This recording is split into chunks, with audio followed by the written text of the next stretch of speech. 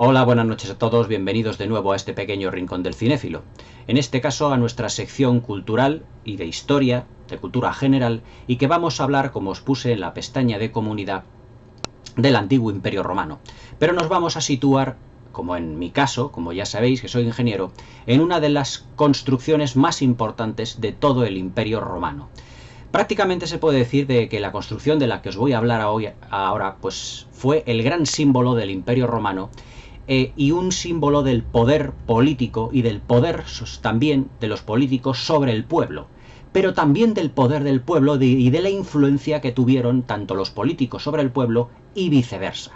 Estoy hablando de una de las grandes megaconstrucciones que se realizaron y que fue además una de las más importantes, sobre todo después de lo que a nosotros, dentro de lo que es el periodo del cristianismo, después de Cristo, se realizó.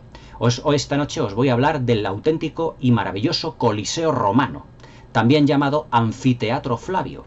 Claro que eso ya es un dato que os iré comentando un poquito después de por qué se le puso ese nombre.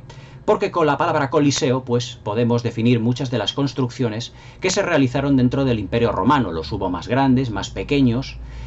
Por ejemplo, dentro de lo que es el Circo Máximo, donde se desarrollaban las carreras de cuadrigas, también se podría decir en parte que era una especie de coliseo. Pero claro, el nombre lo definía todo. El Coliseo romano, lo que nosotros conocemos como Coliseo romano, en realidad es un anfiteatro, y ahora os comentaré por qué. Aunque primero vamos a hacer una pequeña introducción histórica, que además, si os dais cuenta, dentro de un atlas de arqueología que allí tengo, esta era una representación de la antigua Roma, de la Roma clásica. Y aquí, como podéis ver, estaba situado el Coliseo romano, y un poquito más abajo, aquí, estaba en todo esto el Circo Máximo.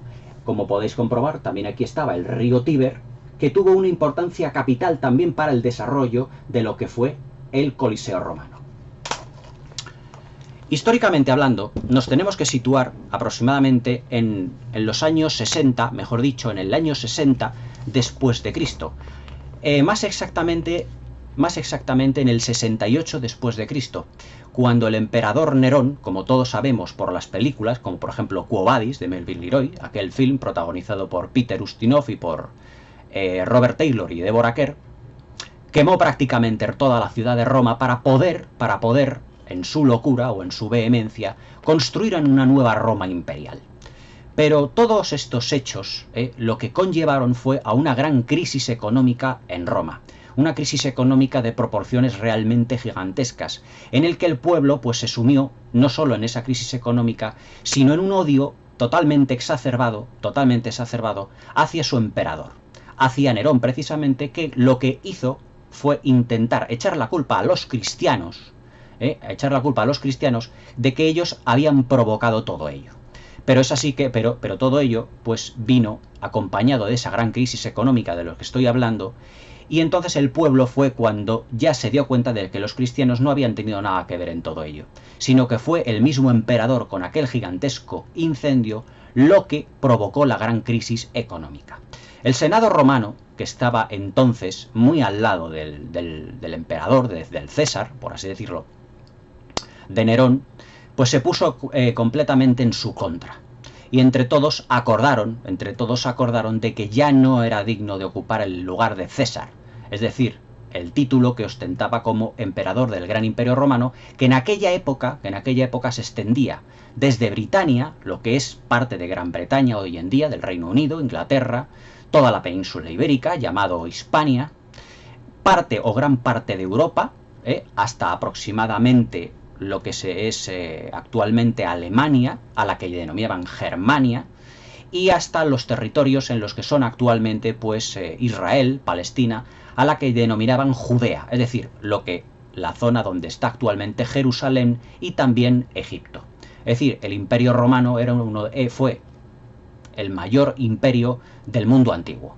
Es decir, sin duda alguno, uno del mundo antiguo o de cualquier tiempo, o de cualquier, del mundo antiguo o de cualquier era, se puede decir. El gran imperio romano. Entonces, cuando el Senado y el pueblo se volvieron en contra de Nerón, Nerón, ante todas estas presiones, decidió, como hemos visto en muchas películas, suicidarse. se suicidó completamente. O sea, ahí no hubo... no renunció ni nada por el estilo. Él se suicidó, pero claro, Roma estaba, que además era una ciudad de 1 millón de habitantes, una ciudad muy poblada, evidentemente pues tenía una crisis económica muy grande. ¿Y quién podría suceder realmente a Nerón como César para poder arreglar todo ese conglomerado y también para poder aplacar un poco la ira del pueblo romano? En Judea había un general ya casi retirado que se llamaba Vespasiano y que los senadores romanos, el Senado, decidieron que era ideal, prácticamente ideal, pues para ser el nuevo emperador de Roma, es decir, el nuevo César, el nuevo líder del Imperio Romano, debido a una gran experiencia y a su moderación. Vespasiano, que estaba entonces en Judea liderando pues las revueltas que había de los cristianos, pues fue llamado a Roma, viajó hasta allá, y su entrada fue totalmente triunfal, ya que los romanos le consideraban un héroe por haber luchado en contra del enemigo de Roma, que entonces, evidentemente, como todos sabemos, eran los cristianos, por haber luchado allí en Judea. Y cuando le propusieron el papel, por así decirlo, el papel de César, el papel del emperador del gran imperio romano, valga la redundancia, pues no lo dudó 2 veces, ya que era entrar prácticamente por la puerta grande en la historia de la humanidad. También Vespasiano se aprovechó un poco de esta situación para que su familia, la familia Flavia, pues tuviera una gran importancia en la historia.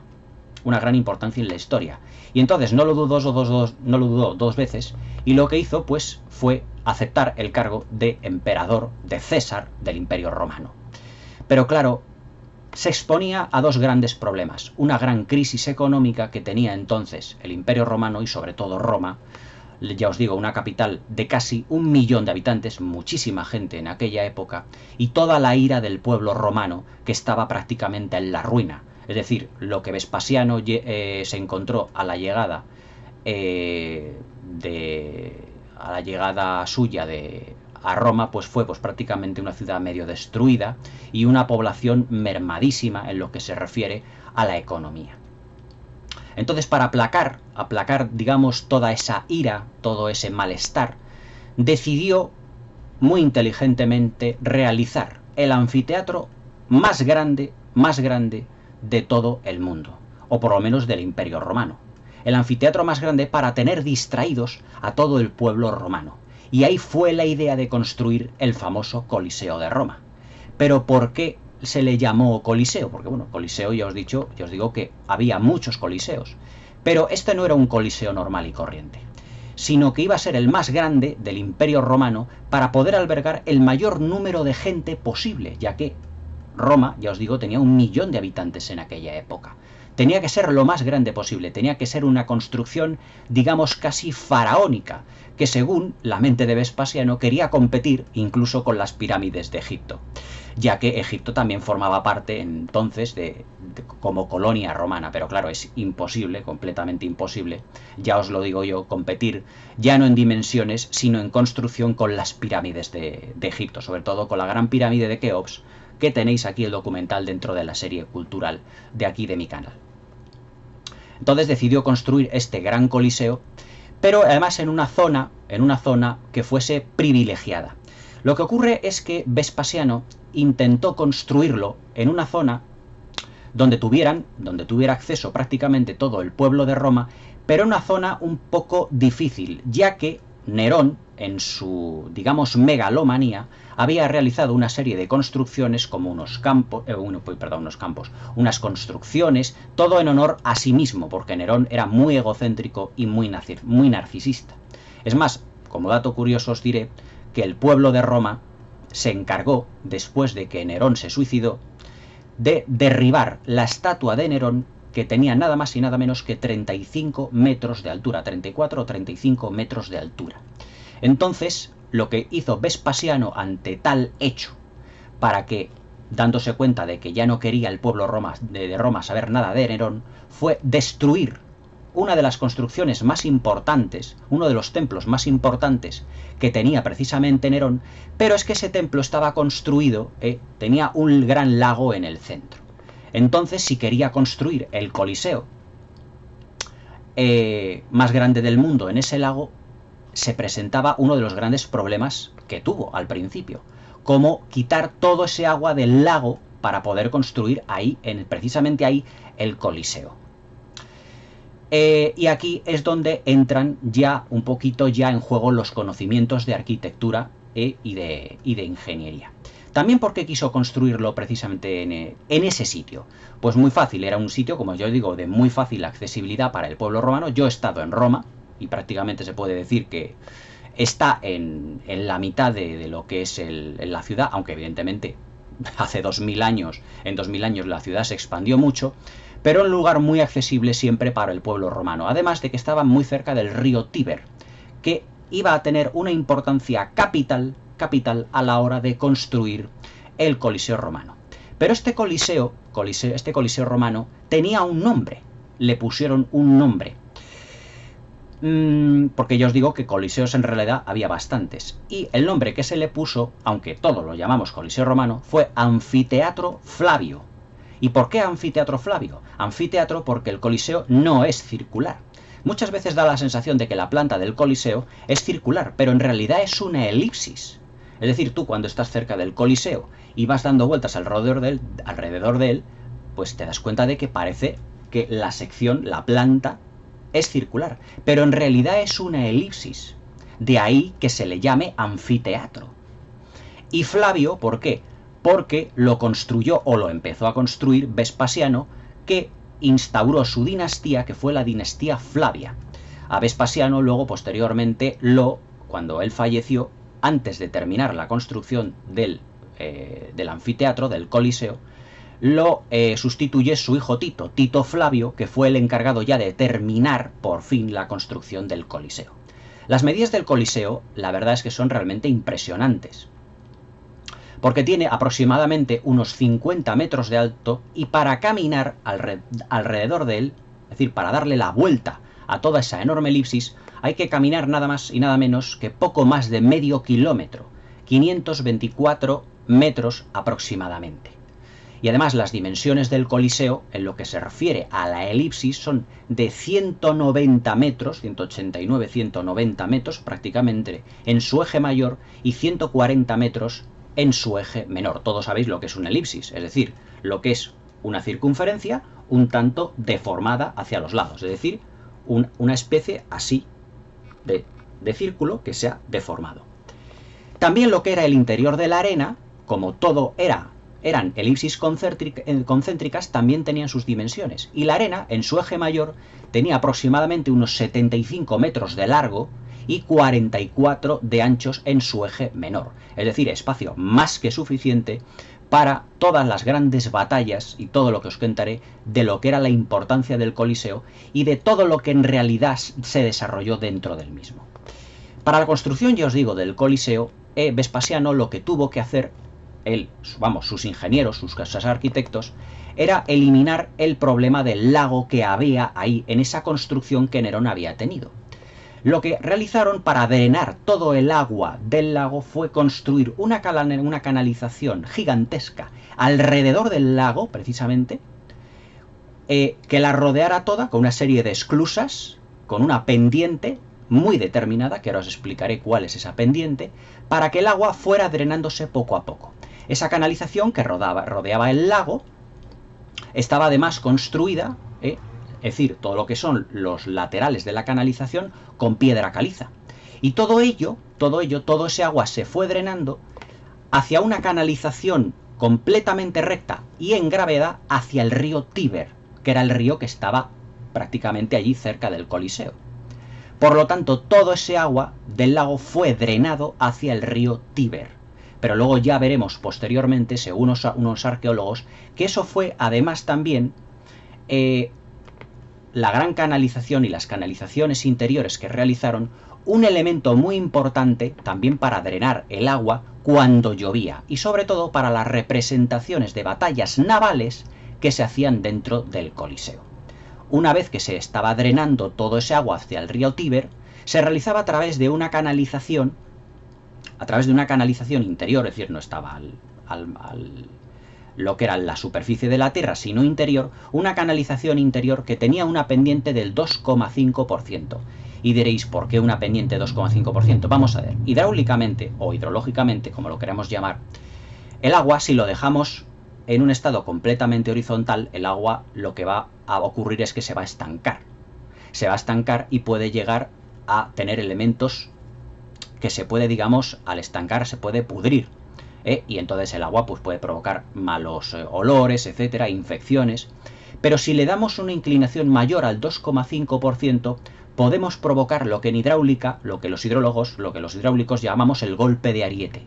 El golpe de ariete es que el agua, debido a la pendiente, va cobrando cada vez más velocidad y cuando llegase al río Tíber lo haría con tanta velocidad y con tanta fuerza que podría llegar a erosionar las orillas precisamente del río Tíber. Por lo tanto, los ingenieros de Vespasiano le pusieron una inclinación de 2,5% a la canalización para que el agua fluyera de una manera, digamos, con una velocidad moderada, para que cuando el agua llegase al río Tíber no erosionase las riberas del río y por lo tanto, evidentemente, no fuese erosionando todo lo que eran las cercanías de todo lo que son las edificaciones de la antigua Roma. Es decir, que la pendiente de esa canalización era muy importante, a la que posteriormente se añadieron una serie de esclusas, que luego os comentaré el propósito que tenían. Una vez drenado ya todo ese agua, pues empezaron la construcción de lo que era propiamente el gran Coliseo romano, el Anfiteatro Flavio. El Anfiteatro Flavio, en lo que refiere a construcción, está basado en dos elementos muy importantes, uno arquitectónicamente y otro para la construcción. Es decir, para la unión de elementos constructivos. Los elementos, o sea, los materiales con los que está construido realmente el Coliseo romano eran ladrillo travertino, mármol y piedra caliza, que eran los tres más importantes. Para la construcción de todo lo que es la parte más exterior, se declinaron los ingenieros romanos por el arco. Y diréis vosotros, bueno, ¿y por qué por el arco? Pues muy fácil. Vosotros sabéis lo que es un arco. Consta de dos columnas, con lo que es la basa, el fuste, o sea, lo que es la columna, el capitel, y luego lo que es el arco en sí mismo, que puede estar compuesto por dovelas, que son las partes del arco. Pero aquí no hay dovelas, sino que es una única dovela, una única gran dovela, que lo que hace es cuando el arco en sí mismo se apoya sobre las columnas, el peso recae sobre dichas columnas y ese peso se va a trasladar al terreno. Es una solución estructuralmente muy sencilla, en el que todo el peso principal de la gran dovela recae sobre las columnas. Pero es que eso, además de ser sencilla, en realidad fácil de construir, se pueden construir varias alturas. ¿Por qué? En realidad el Coliseo romano tiene, hoy en día ya, porque parte está ya bastante destruido, pero tenía en su origen, cuando estaba terminado, 3 hileras de arcos. 3 hileras de arcos que eran aproximadamente unos 80 arcos por hilera. En total, 3 hileras, 240 arcos aproximadamente. Y diréis, bueno, ¿y qué es lo que hacían para que todo eso no se viniese abajo? Pues muy sencillo. La arquitectura, la ingeniería, dice que cuando tú pones el arco y trasladas lo que es la carga hacia los pilares, provocas en el interior un espacio, que es el arco, el espacio por donde la gente pasaba. Pero es que ese espacio sirve además como espacio liberador de carga del peso en parte distribuido hacia las columnas. Por eso se podría colocar otro arco prácticamente encima y otro arco prácticamente encima. Así, 3 columnas, mejor dicho, 3 hileras de arcos. Es decir, que el peso se iba distribuyendo de tal manera que los arcos hacían de espacio de descarga, como un espacio de liberación de carga. Cuando yo os comenté, por ejemplo, la pirámide de Keops, os dije que había una única cámara en toda esa gran construcción de 150 metros de altura, en el que se liberaba espacio, y que en los edificios actuales, cuando se construyen, entre piso y piso hay un espacio liberado, un espacio que está vacío, para, digamos, descargar el peso de lo que es el piso, porque el techo de un piso sobre el otro no están en íntimo contacto, sino que hay un espacio. Ese espacio eran los arcos del Coliseo romano. Por eso, el Coliseo, en sus 3 hileras de arcos, eran capaces de soportar el primer arco de abajo el peso de los otros 2, porque los arcos liberaban el peso como si fueran cámaras de descarga. Esas cámaras de descarga liberan peso, y por eso podrías poner tú 3 hileras de arcos con un peso de lo que era el mármol travertino, de lo que era la piedra caliza, etcétera, con elementos arquitectónicos para la construcción muy pesados. Y decís, bueno, ¿de dónde salían también todos estos elementos? La piedra caliza con la que se construyó el Coliseo romano venía de unas canteras situadas a muy pocos kilómetros, en la zona de Tívoli, muy cerca de Roma. Entonces eran transportados en una especie de carretas con caballos, pero claro, no eran las piedras calizas, evidentemente no eran las piedras calizas que tenían la pirámide de Keops, que eran de 2 a 60 toneladas. Eran piedras calizas más pequeñas, era más transportable. Es decir, que cuando Vespasiano lo que quiso era comparar su construcción del Coliseo con las pirámides, es que es totalmente incomparable, tanto arquitectónica como ingenierilmente como en medidas, no tiene nada que ver. O sea, la pirámide de Keops eran 150 metros de alto y el Coliseo son 50 metros de alto. Es decir, la pirámide de Keops es 3 veces el Coliseo romano, para que os deis cuenta de las dimensiones que tenía o que sigue teniendo la Gran Pirámide. Es más, la Gran Pirámide sigue ahí intacta y el Coliseo romano ha estado pues derruido, o parte actualmente está derruido, debido pues a guerras, a todo lo que ha ocurrido pues desde lo que fue su construcción. Después de construir todo lo que es las filas de los arcos con el elemento arquitectónico que os he dicho, es decir, el de poner todos los arcos unos encima de los otros, y que cada arco, cada espacio de los arcos fueran como cámaras de descarga para todo ello, había otro problema que realizar, y es que la gente tenía que estar sentada, por así llamarlo, por así decirlo, para ver el espectáculo. Entonces tenían que construir grandes graderíos para todo lo que es el interior del Coliseo romano. Los graderíos estaban construidos con ladrillo travertino y con piedra caliza. Pero diréis, bueno, ¿qué elemento de unión utilizaron los romanos para poder unir toda esa piedra caliza y realizar todas las gradas? Pues los romanos, los ingenieros romanos, no utilizaron el yeso de fraguado ni ningún elemento de unión ya, por así llamarlo, ya conocido, sino que mezclaron agua, gravilla, arena y ceniza volcánica, que daban una argamasa muy fuerte y muy potente para la unión de todo ello. Pero es que esa ceniza volcánica la conocemos hoy en día, mejor tratada, evidentemente, porque han pasado 2000 años desde la construcción del Coliseo, llamada cemento. Por lo tanto, podemos decir, sin temor a equivocarnos, que el Coliseo romano, el Anfiteatro Flavio, como realmente se llama, es una de las primeras construcciones, o la construcción más importante, la primera construcción importante de la historia de la humanidad en utilizar el hormigón. Es decir, el hormigón, o lo que es decir, el hormigón en pañales, por así decirlo, porque se utilizó ceniza volcánica. Y es que Italia es una zona, pues, que tiene mucha roca volcánica.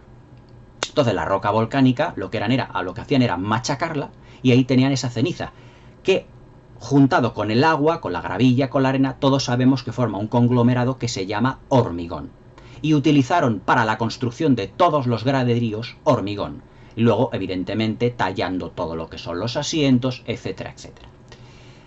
En el interior del Coliseo hay varias gradas que tenían no solo su importancia estructural, sino una importancia política y social. Y ahora os comentaré el porqué. La primera grada tenía una inclinación aproximadamente de unos 30 grados, para que la gente pudiera ver perfectamente todo lo que en la arena del Coliseo, del Anfiteatro Flavio, de la arena del Coliseo, se estaba produciendo. La segunda grada tenía una inclinación del 35%. ¿Para qué? Para que muy inteligentemente, al tener mayor inclinación, la gente no tuviera que estar levantándose como muchas veces en los cines pasa hoy en día, levantándose para poder ver lo que estaba ocurriendo en la arena del Coliseo. Hoy en día muchos cines, pues directamente todos tienen la misma inclinación, pero el Coliseo romano, las gradas tenían una grada con una inclinación y otra grada con otra inclinación.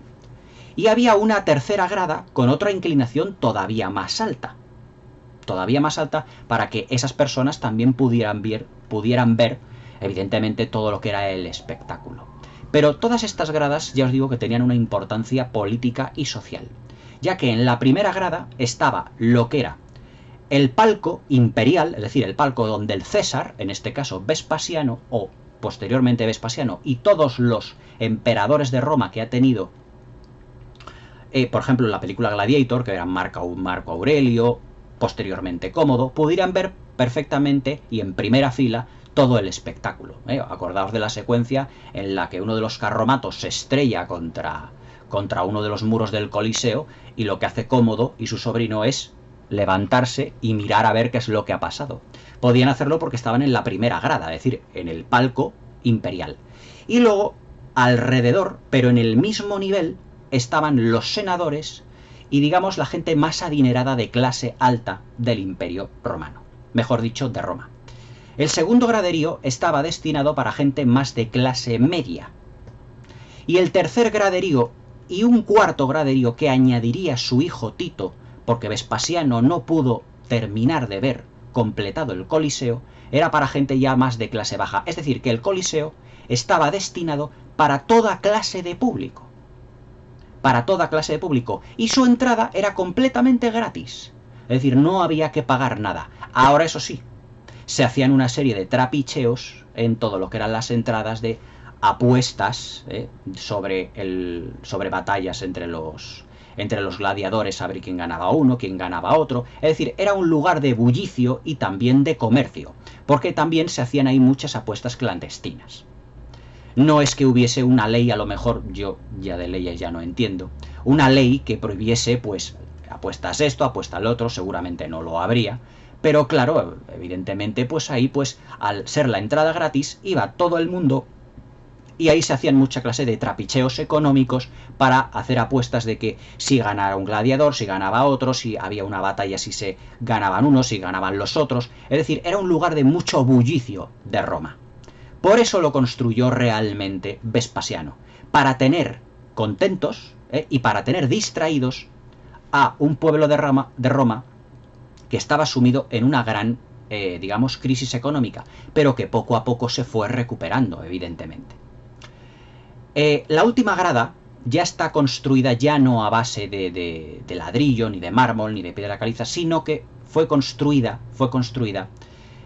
por su hijo Tito, el hijo de Vespasiano, que fue su sucesor, Tito Flavio, construida de madera para la gente ya más pobre, es decir, ya los que no tenían prácticamente ningún recurso económico, pero que para que no pudiesen ni provocar revueltas, ni ladronicio, etcétera, etcétera, pues se distrajeran.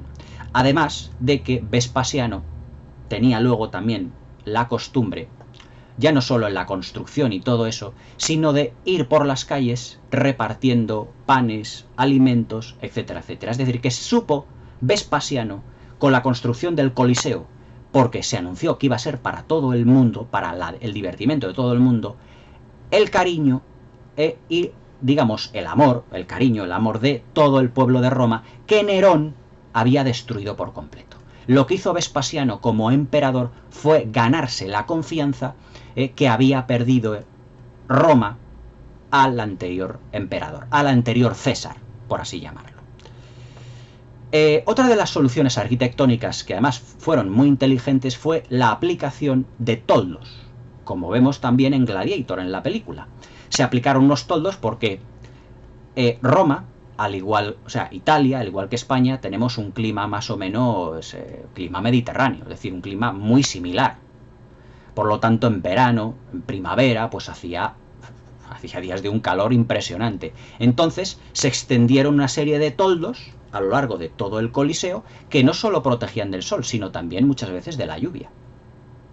para que la gente pudiera seguir yendo a lo que eran las representaciones, mejor dicho, las luchas del interior del Coliseo, y poder ver el espectáculo. Y además, en el interior del Coliseo, debajo de la arena, había una serie de cámaras, se construyeron una serie de cámaras, donde estaba antes el lago que os había dicho, una serie de cámaras donde eran mazmorras, calabozos, y una serie de cámaras también donde se albergaban las fieras, los leones, rinocerontes, elefantes, toda clase de fieras traídas de todos los lugares del Imperio Romano para el divertimento del pueblo. Pero claro, estoy hablando cuando el Coliseo, el anfiteatro Flavio, ya estuviese construido. Estoy haciendo una pequeña, digamos, introducción, o mejor dicho, desarrollo histórico de lo que es todo ello, mezclado un poco con la construcción. Otro de los elementos constructivos muy importantes que no os he dicho es el siguiente. El Coliseo romano, el anfiteatro Flavio, también tenía además alrededor de todas las gradas diseminadas un montón de, digámoslo así, alcantarillado con una serie de inclinaciones del terreno para que todo ese agua pudiera ser recogido y no se inundara el Coliseo. Y todo ese agua iba a parar a la canalización que se había construido anteriormente, de la que os he hablado al principio del vídeo, para que fueran a parar todas las aguas de lluvia al río Tíber. Es decir, las soluciones que nosotros tenemos cuando se hacen construcciones para que las aguas de lluvia se vayan a los ríos, a parar a los ríos, viene y deriva de las soluciones constructivas e ingenieriles y arquitectónicas del Imperio Romano. Y es que España formó parte, evidentemente, del Imperio Romano. Y entonces esas soluciones de construcción también las heredamos nosotros. Pero también hasta cierto punto, porque aquí en Madrid, por ejemplo, no hubo un alcantarillado, ya no digo a las aguas de los ríos, ahora me estoy hablando de las aguas residuales, no hubo alcantarillado realmente hasta que tendremos que situarnos en la época de Felipe de Anjou, de Felipe V. Pero las soluciones arquitectónicas para evacuar las aguas pluviales, todo eso eran soluciones que venían del Imperio Romano, igual que nuestro derecho. El derecho, lo que estudian los abogados en las facultades de derecho, todo viene del derecho romano. La mayor parte viene del derecho romano. Incluso nuestro Congreso de los Diputados, nuestro Senado, es una representación o una, podríamos decir, evolución, porque, bueno, evolución de lo que es todo lo que es el Senado romano, que eran todos políticos. Pero me he desviado un poquito de lo que estaba diciendo. Entonces, toda esa agua de lluvia era recogida dentro de lo que es el anfiteatro, dentro de lo que es el Coliseo, y llevado por esa gran canalización hacia el río Tíber. Pero es que, además, cuando ya se terminó la construcción del Coliseo romano, en el Coliseo se hacían representaciones de batallas navales. Es decir, la arena del Coliseo la llenaban de agua, y todos os preguntáis, bueno, ¿y cómo llenaban todo eso de agua? Cuando llovía, las canalizaciones que había debajo del Coliseo fueron construidas además con una serie de esclusas, es decir, de compuertas que lo que hacían era cerrar el paso del agua. Entonces, si cierras el paso del agua, lo que provocas es que la parte más baja del Coliseo, en ese momento, exceptuando y protegiendo las mazmorras interiores, se llenara de agua.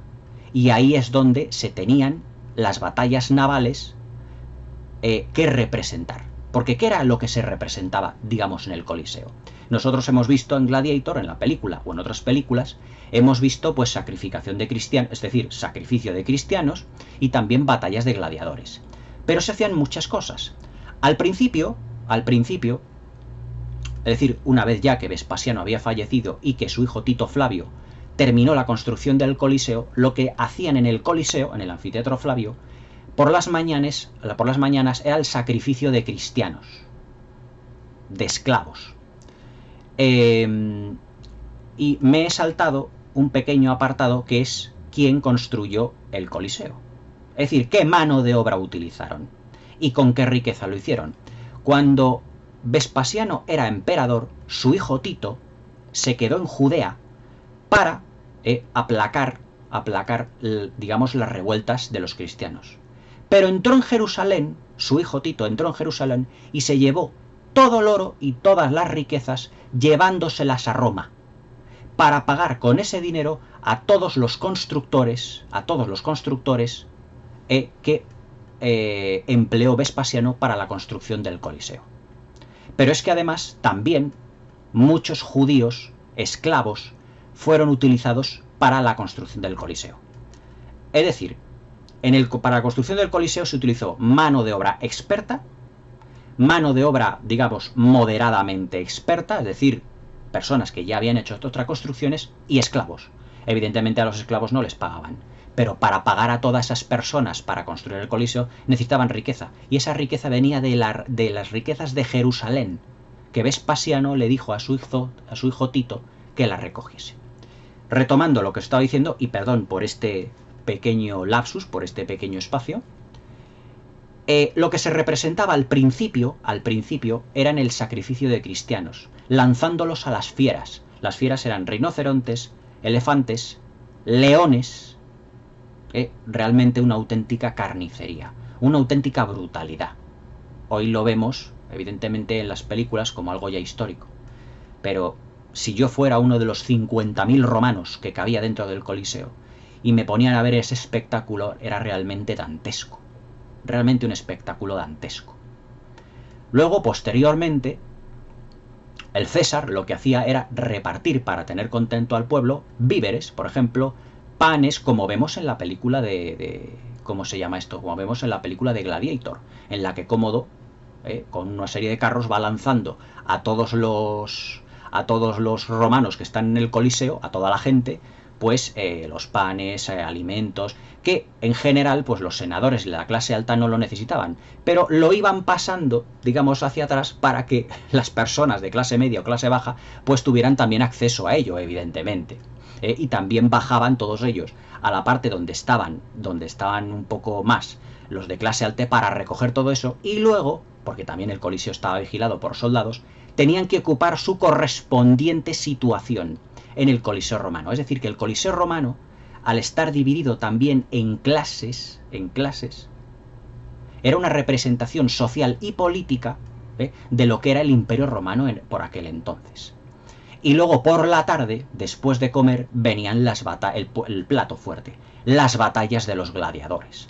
Las batallas de los gladiadores, como vemos en Gladiator, en el que varios grupos de gladiadores se enfrentaban los unos con los otros, representando batallas históricas. A veces, batallas y combates individuales, porque había gran rivalidad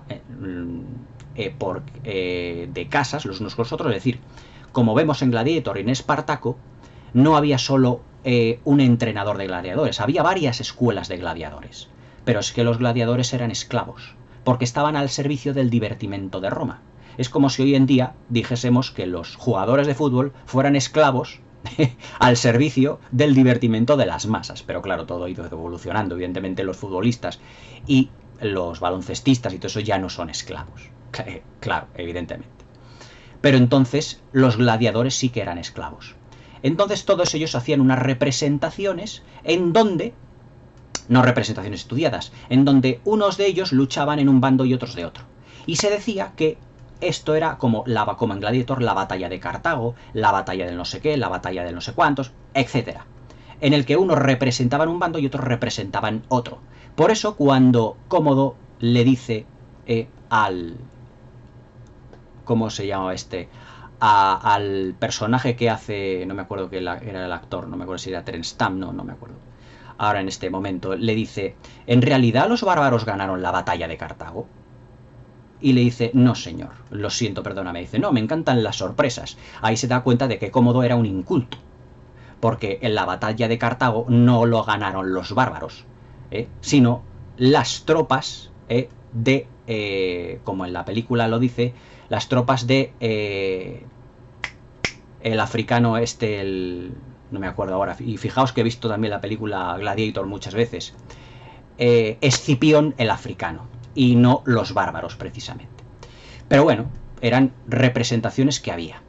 Y además batallas individuales entre casas de gladiadores utilizando el mejor gladiador de uno y el mejor gladiador de otro. En Gladiator lo vemos, el general Máximo contra Tigri de la Galia. En esas representaciones, además, cuando un gladiador, después de años de combates, había ganado muchos, se ganaba el respeto del pueblo y el respeto, además, del César. Y le liberaba de su esclavitud. Le liberaba de su esclavitud, le daba también un determinado, no digamos porcentaje ni nada, una determinada riqueza, un dinero para que él viviera, porque se lo había ganado en el Coliseo. Es decir, que había gladiadores que al luchar se ganaban su libertad. En la película Gladiator vemos que Próximo tiene una espada por la que se ganó su libertad. O sea que Gladiator también tiene un montón de elementos, evidentemente, históricos. Y finalmente teníamos, lo que os he dicho yo, cuando se cerraban las esclusas, las batallas navales. Es decir, llenaban toda la arena del Coliseo de agua y ahí con barcos auténticos se hacían batallas navales.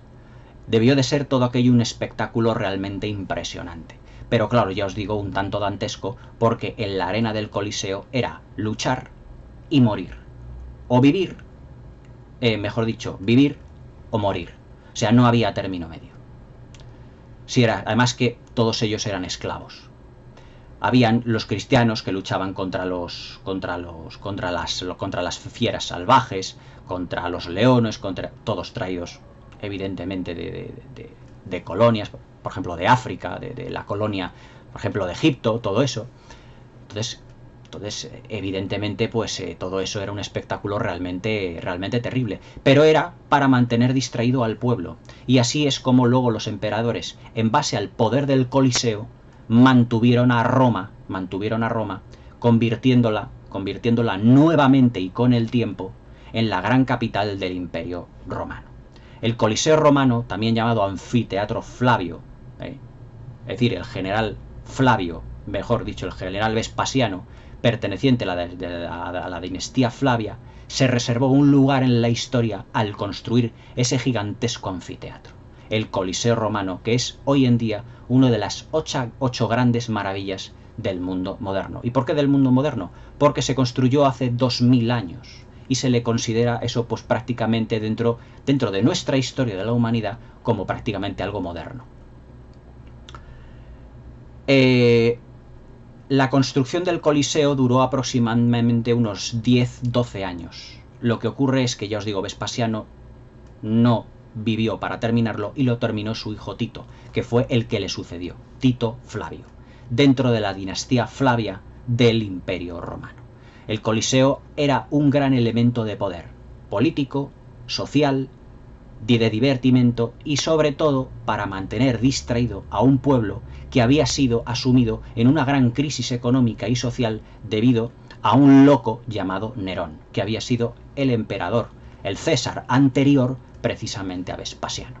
Vespasiano ha pasado a la historia como el gran creador del Coliseo romano, el gran creador de una de las grandes megaconstrucciones, de todo lo que es el Imperio Romano. Quizá la más importante construcción del Imperio Romano, sin duda. Espero que os haya gustado el apartado de cultura general de hoy, porque el Coliseo Romano era uno de los elementos o una de las construcciones que yo tenía muchas ganas de hablar, y que además el Imperio Romano, por la importancia e influencia que tuvo también en nosotros, no el Coliseo, sino el Imperio Romano, tuvo aquí en España, entonces llamada Hispania. Espero que os haya gustado todo lo que es el vídeo del Coliseo Romano, y posteriormente en nuestro apartado de cultura general hablaré de una tumba, pero no de una tumba especial, sino una tumba hecha con un gran amor y situado en el continente asiático. Espero que ya sepáis de cuál va a ser la otra gran construcción de la que vamos a hablar en el próximo vídeo de cultura general. Espero que os haya gustado este vídeo, que os suscribáis al canal, que le deis a la campanilla para que no os perdáis ninguno de mis nuevos vídeos, y hasta mañana.